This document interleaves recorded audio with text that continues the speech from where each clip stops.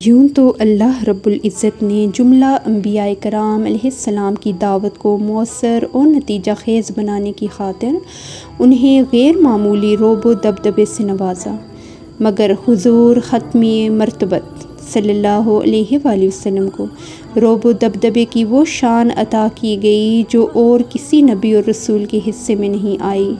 تاریخ اسلام اس بات پر شاہد ہے کہ بڑے بڑے سرداران قریش اور رئیسان مکہ آپ صلی اللہ علیہ وآلہ وسلم کی شخصی وجاہت اور وقار و تمکنت سے مرعوب ہوئے بغیر نہ رہ سکے۔ تاریخ کے دامن میں ایسے واقعات محفوظ ہیں کہ ابو جہل، ابو لہب، مغیرہ، عتبہ، شیبہ اور امیہ جیسے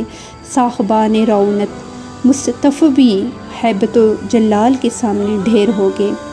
آپ صلی اللہ علیہ وآلہ وسلم کا اتنا رعب و دبدبہ تھا کہ حوالی مدینہ میں آباد قبائل اپنے جم غفیر اور کثیر جنگی ساز و سامان کے باوجود اپنے مضبوط قلعوں میں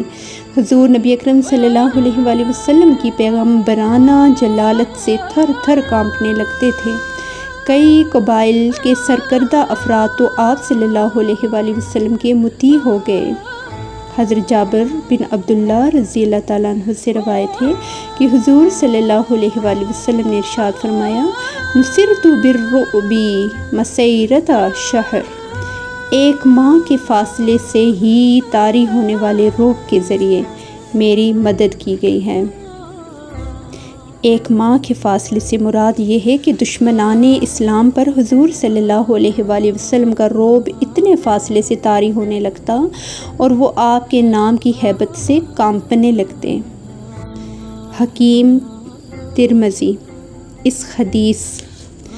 کے بارے میں فرماتے ہیں، جب آپ صلی اللہ علیہ وآلہ وسلم کی رعب کے ذریعے مدد کی گئی تو آپ صلی اللہ علیہ وآلہ وسلم کو ایسے لشکر عطا کیے گئے کہ جن کا کوئی مقابلہ نہیں کر سکتا۔ ایسے لشکر کسی اور رسول کو عطا نہیں کیے گئے، اور جہاں کہیں بھی ایک ماہ کی مسافت پر آپ صلی اللہ علیہ وآلہ وسلم کا ذکر کیا جاتا تو دشمن کا دل دہل جاتا اور وہ اسی جگہ پست ہمت ہو جاتا۔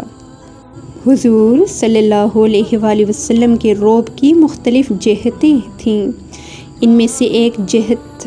دشمن کا عددی کثرت کے باوجود عساکر اسلام سے خوف زدہ ہونا تھا۔ اس حوالے سے امام قرطبی فرماتے ہیں،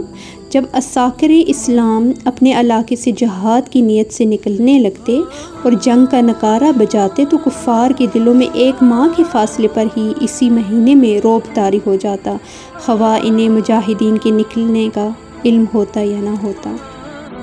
حضرت ابن عباس رضی اللہ تعالیٰ عنہ سے روایت ہے،